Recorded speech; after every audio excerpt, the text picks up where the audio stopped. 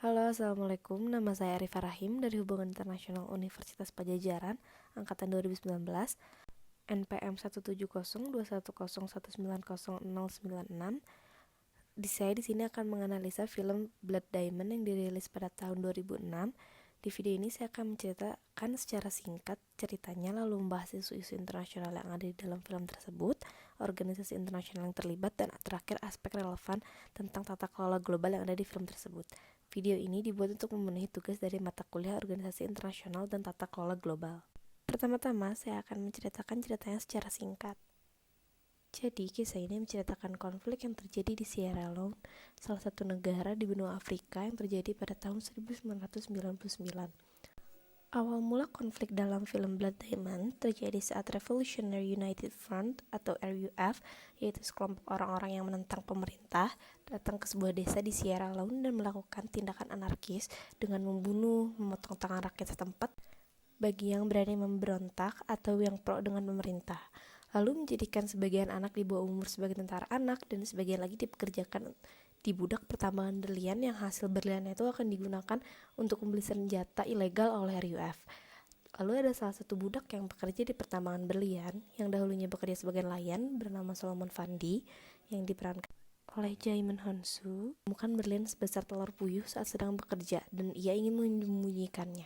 Namun ketika berusaha menyembunyikannya, ia tertangkap basah. Tapi ia tetap berhasil menyembunyikannya, namun ia ditangkap dan dipenjara karena itu. Saat di penjara, ia bertemu dengan Danny Archer yang diperankan oleh Leonardo DiCaprio, seorang penyelundup berlian yang ingin berlian yang disembunyikan oleh Solomon. Ia memberikan sebuah penawaran sama Solomon.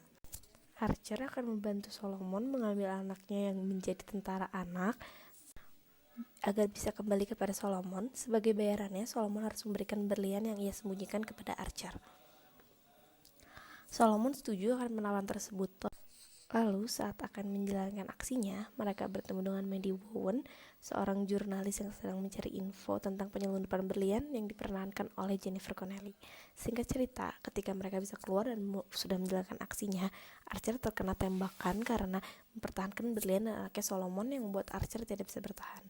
Lalu, Archer memberikan berlian tersebut kepada Solomon dan menyuruh Solomon pergi untuk tinggal di London dan memerintahkannya membuka secara luas ke dunia internasional tentang apa yang terjadi di sana. Akhir cerita, Solomon dengan bantuan Mandy menjual berlian tersebut dan mempublikasikan kepada dunia internasional apa yang terjadi di Sierra Leone. Isu-isu internasional yang ada di film ini menurut saya itu ada 3. Yang pertama itu ada pelanggaran HAM yang dilakukan oleh para pemberontak yang merusak nilai kemanusiaan yang ada, dan pelanggaran ini menyita perhatian internasional. Kedua, boikot terhadap intan Sierra Leone di pasar internasional tentu akan merusak atau mengganggu pendapatan dari negara itu yang sudah miskin. Terakhir, ketidakstabilan di dalam negara Sierra Leone sudah sangat tentu akan mempengaruhi kestabilan di kawasan regional. Lalu, organisasi internasional yang ada di film ini yang saya tangkap itu ada 3. Yang pertama ada PBB, yang kedua ada UNHCR, dan yang terakhir ada WFP. Menurut saya, aspek relevan yang terkait tata kelola global yaitu adanya pelanggaran hak asasi manusia yang menyita perhatian internasional itu. Sekian dari saya, terima kasih.